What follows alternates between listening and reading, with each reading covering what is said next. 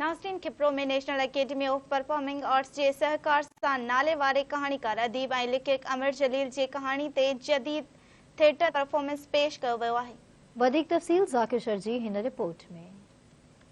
खिप्रो जी government degree college में national academy of performing arts नापा जे ताउन सां नाले वारे अदीब दानिशर ऐं लेखक अमर जलील जे कहाणी तारीख़ जो कफन मिटीअ जा माण्हू पुलसरात ते आधारियल जदीद थिएटर परफॉर्मेंस कयो वियो। प्रोग्राम में नाले वारे अदाकार फरक असलम, तारिक राजा ऐं अमीर भुट्टो थिएटर परफॉर्मेंस पेश कई। उन मौके ते इन जो चवण हो त अॼुकल्ह थिएटर सरगर्मियूं न हुजण बराबरि आहिनि। अहिड़नि प्रोग्रामनि मां घणो कुझु सिखण लाइ मिले थो। हिन शहर में काफ़ी अरसे खां थिएटर न थिया हुया त असां इहो डिसाइड कयोसीं त असां हिन शहर में अची थिएटर कंदासीं ऐं ईअं ई जंहिं ॿियनि इलाइक़नि में न आहिनि थिया इनशाला असां उते बि वेंदासीं ऐं उते थिएटर कंदासीं ऐं सम्झो त अवेयरनेस जे हिसाब सां थिएटर कहाणी आहे, हिकिड़ी मैसेज आहे, उहा आम ताईं पहुचाइणो आहे। असांजो कमु आहे, असां परफॉर्मिंग आर्ट्स जा माण्हू आहियूं। इन खां अलावा त असां वरी हिते मोटंदासीं शायदि का ॿी कहाणी सां कंहिं ॿिए टाइम ते इनशाला।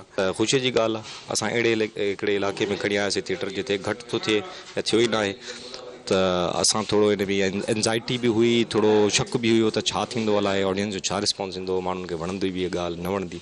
त रिस्पॉन्स ॾिसी असां ॾाढो माना ख़ुशि बि आहियूं, हैरान बि आहियूं ऐं एक्साइटेड बि आहियूं त वरी मोटी ईंदासीं, जल्दी मोटी ईंदासीं।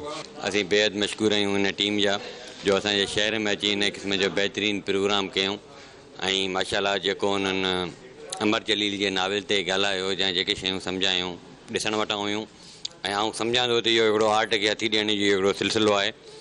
जीअं हिते बि जेके असांजा दोस्त आहिनि इन्हनि शयुनि सां रिलेटेड आहिनि, उन्हनि में बि हौसला अफ़ज़ाई ईंदी ऐं उहो बि अॻिते हली करे बहितरीनु कमु करे सघंदा। कैमरामैन सजाद शर, मोहम्मद इस्माइल गजू सां गॾु ज़ाकिर शर, धरती टीवी न्यूज़ खिप्रो।